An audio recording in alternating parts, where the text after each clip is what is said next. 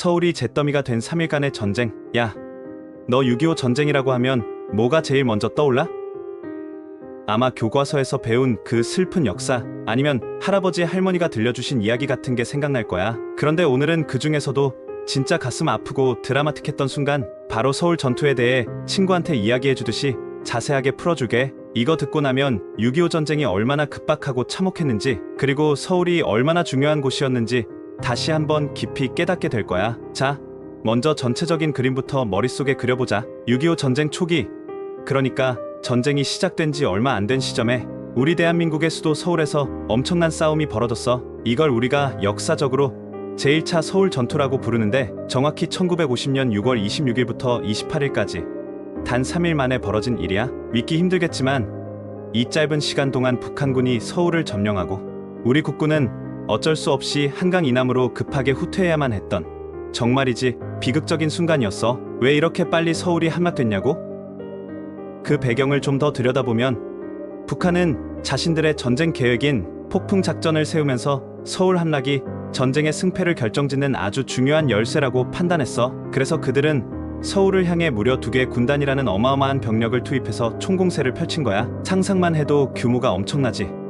그런데 우리 한국군은 북한이 이렇게 대규모의 병력으로 치고 들어올 거라고는 전혀 예상하지 못했어. 말 그대로 완전히 기습을 당한 거지. 한마디로 제대로 대비할 시간도, 방어선을 구축할 여유도 없이 속수무책으로 당할 수밖에 없었던 상황이었어. 정말이지 아찔하고 안타까운 상황이지. 그럼 이제 서울 전투가 어떻게 진행됐는지 좀 더 세부적으로, 마치 영화의 한 장면처럼 자세히 들어가 보자. 전투는 단순히 한두 곳에서만 벌어진 게 아니야. 서울을 둘러싼 여러 방면에서 동시에, 그리고 입체적으로 벌어졌어. 우선 지도를 머릿속에 그려보면 문산에서 봉일천, 방면으로는 북한군이 임진강을 바로 건너지 못하고 잠시 주춤했어. 임진강이라는 자연적인 지형이 우리 국군에게 잠시나마 시간을 벌어준 셈이지. 하지만 이 주춤함은 오래가지 못했어. 진짜 심각한 문제는 의정부에서 미아리 방면이었어. 의정부가 함락되면서 서울 방어가 진짜 위태로워졌거든. 이곳을 지키지 못하면 서울의 관문이 활짝 열리는 셈이었어. 북한군은 의정부를 통해 파죽지세로 밀고 내려왔고, 이러다 보니 우리 국군은 더 이상 버틸 수 없다고 판단했어. 그래서 어쩔 수 없이 한강 다리를 폭파해서 북한군의 남하를 지연시키려는 비상한 조치를 취할 수밖에 없었지. 이 결정이 얼마나 고통스러웠을지 상상조차 어렵다. 그리고 또 다른 중요한 지역이 바로 김포 방면이야. 여기서는 김포 비행장 전투라는 중요한 전투가 있었어. 북한군도 공군력의 중요성을 잘 알고 있었기 때문에 전쟁 초기에 김포 비행장을 장악해서 제공권을 확보하려 했던 거야. 이렇듯 여러 방면에서 쉴 새 없이 밀고 들어오는 북한군에 맞서 우리 국군은 정말 필사적으로 저항했지만 워낙 전력 차이가 컸어. 병력 수에서도, 그리고 특히 당시 북한군이 보유하고 있던 T-34 전차 같은 강력한 무기면에서도 우리 국군은 열세였거든. 결국 6월 28일 오전 11시 30분쯤 마침내 북한 인민군이 서울 시내로 진입하기 시작했어. 서울의 중심부에서 시가전이 벌어진 거지. 그런데 여기서도 또 다른 비극적인 상황이 발생했어. 우리 국군은 워낙 급작스러운 공격을 받았고 이미 제대로 된 지휘 체계가 무너져 있는 상황이었기 때문에 조직적으로 시가전을 펼치지 못했어. 각 부대별로 흩어져서 말 그대로 고립된 채 필사적으로 싸울 수밖에 없었던 거야. 상황이 얼마나 급박하고 혼란스러웠는지, 그리고 우리 장병들이 얼마나 외롭게 싸웠는지 짐작이 가지?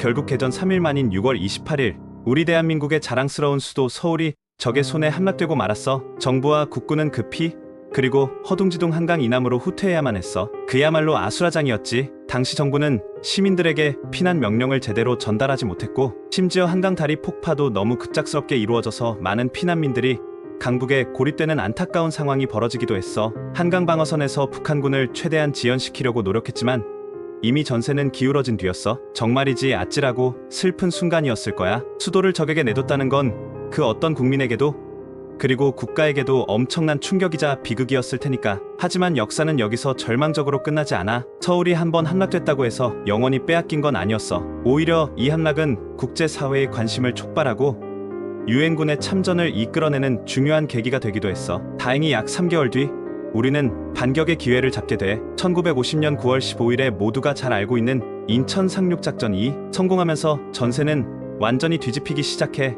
이 작전은 북한군의 허를 찌르는, 정말이지 대담하고 성공적인 작전이었어. 그리고 인천 상륙작전의 성공은 곧바로 서울 수복 작전, 즉 제2차 서울 전투로 이어졌지. 유엔군과 우리 국군이 힘을 합쳐 서울을 되찾기 위한 필사의 전투를 벌였어. 서울 탈환은 단순히 도시를 되찾는 것을 넘어 전쟁의 흐름을 우리에게 유리하게 가져오는 매우 중요한 의미를 가졌어. 치열한 전투 끝에 마침내 9월 28일 우리는 서울을 탈환하는 데 성공했어. 정말 감격스러운 순간이었겠지? 서울이 다시 우리 품으로 돌아왔다는 소식에 얼마나 많은 사람들이 기뻐하고 환호하며 눈물을 흘렸을까? 그리고 그 다음 날인 9월 29일에는 서울시청 중앙청에서 수도 환도식이 거행됐어. 서울이 다시 대한민국의 수도로서 제자리를 찾았다는 의미 있는 그리고 희망찬 행사였지. 자, 그럼 이제 서울 전투에서 주요하게 벌어졌던 몇몇 핵심적인 전투들을 좀 더 자세히 뜯어볼까? 이 전투들은 단순히 지역 이름이 아니라 당시에 치열했던 상황과 우리 장병들의 고통을 담고 있어. 첫 번째는 미아리 전투야. 개전 초기에 서울 방어의 가장 중요한 거점이었어. 이곳을 지키지 못하면 서울이 바로 적의 수중에 들어갈 수밖에 없는 말 그대로 목숨을 건 방어전이었거든. 그래서 여기서 정말 치열하고 처절한 싸움이 벌어졌지. 우리 국군은 필사적으로 미아리를 지키려 노력했지만 워낙 병력과 화력에서 열세였기 때문에 결국 방어선이 뚫리고 말았어. 그런데 북한군이 기름교를 넘어서 도남동으로 진입하면서 서울 방어선이 속절없이 무너져 내렸어. 기름교 전투도 그래서 중요한 의미를 가져. 이 다리가 뚫리면서 북한군의 서울 진입이 훨씬 수월해졌거든. 또 동대문구 휘경동에서는 중랑교 전투가 있었어. 이 전투는 서울 동부 지역의 방어를 위한 중요한 싸움이었고, 앞서 말했듯이 강서구 공항동에서는 당시 대한민국 공군의 핵심 기지였던 김포비행장 전투가 벌어졌어. 한강 방어선에서도 여러 중요한 전투가 있었어. 서울이 함락된 이후 우리 국군은 한강을 최후의 보루 삼아 방어선을 구축했어. 영등포구 양화동에서는 양화동 전투, 즉 한강 방어선 전투가 펼쳐졌어. 이 전투는 북한군의 추가적인 남하를 최대한 지연시키기 위한 필사적인 방어전이었지. 미군이 참전한 이후에는 영등포 시가전도 벌어졌어. 미 해병대가 영등포 방면으로 진격하며 북한군과 치열한 시가전을 벌였는데 건물 하나하나를 놓고 격렬한 총격전이 오갔다고 해. 그리고 미 해병대가 행주산성을 점령하고 진지를 구축했던 서벽 전투도 중요한 전투 중 하나야. 행주산성은 역사적으로도 중요한 요충지였지. 이 모든 전투들이 얽히고 설켜서 서울의 운명을 결정했던 거야. 당시 서울의 모든 길목, 모든 골목이 피와 땀으로 얼룩졌을 거라고 상상할 수 있지? 그리고 오늘날 우리가 강남이라고 부르는 지역도 이때 중요한 역할을 했어. 지금은 초고층 빌딩과 화려한 상점들로 가득한 곳이지만 6.25 전쟁 당시에는 완전히 다른 모습이었어. 서울 강남 지역은 서울 공방 작전의 주요 무대이자 동시에 수많은 피난민들이 남쪽으로 이동하기 위한 주요 경로이기도 했어. 6.25 전쟁 중에 우리 국군이 서울에서 철수하고 다시 수복하는 과정에서 강남구 일대에서도 크고 작은 전투들이 끊임없이 벌어졌다고 해. 지금 우리가 아는 화려하고 번화한 강남이 그 당시에는 전쟁에 직접적인 피해를 입고 피난민들의 발걸음으로 북적였으며 치열한 전투가 벌어지는 전쟁의 흔적으로 가득했겠지?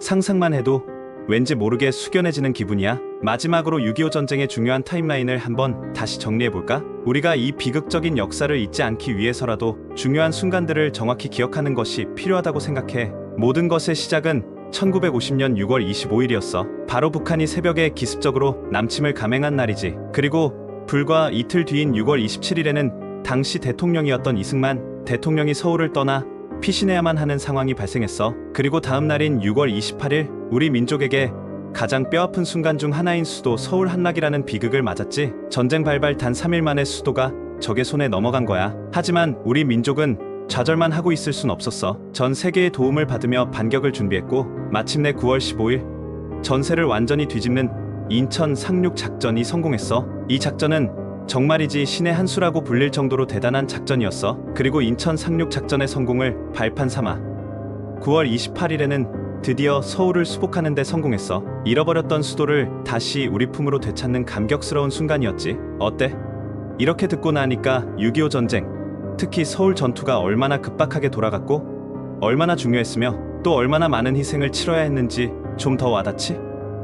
우리에게는 아픈 역사지만 이런 엄청난 희생과 노력이 있었기에 지금의 대한민국이 존재할 수 있었다는 걸 우리는 결코 잊어서는 안 돼. 자유와 평화가 얼마나 소중한지, 그리고 그것을 지키기 위해 얼마나 많은 사람들이 고통받았는지 다시 한번 깊이 생각해보는 계기가 됐으면 좋겠다. 우리 선조들이 겪었던 고통과 그들의 용기를 항상 기억하며 지금 우리가 누리는 평화에 감사하는 마음을 가져야 할 거야. 다음에 또 다른 흥미롭고 의미 있는 6.25 이야기로 찾아올게. 다음 이야기가 궁금하다면 구독과 좋아요 부탁해.